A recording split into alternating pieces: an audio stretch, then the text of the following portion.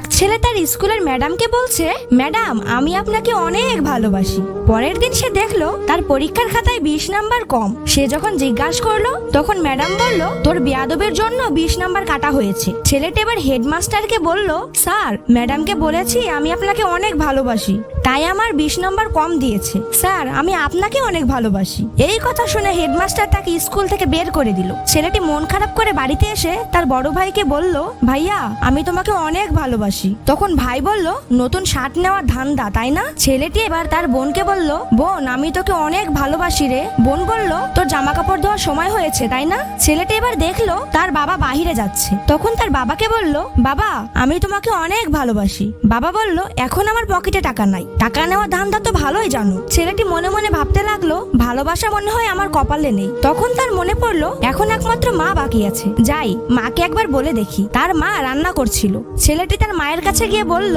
মা I love you, আমি তোমাকে অনেক ভালোবাসি। তখন মা মুচকি হেসে বলল, পাগল একটা, এটা কি আর বলতে হয়? মা রান্না শেষে অনেকগুলো খাবার টেবিলে সাজিয়ে রেখেছে। ছেলে অবাক হয়ে বলল, মা এত খাবার কার জন্য? তখন মা বললেন, যে আমাকে আই লাভ ইউ বলেছে তার জন্য। বন্ধুরা, পৃথিবীতে স্বার্থ ছাড়া কেউ যদি ভালোবাসে তাহলে সে হলো মা। মায়ের ভালোবাসার সাথে কোনো কিছুর তুলনা হয় না।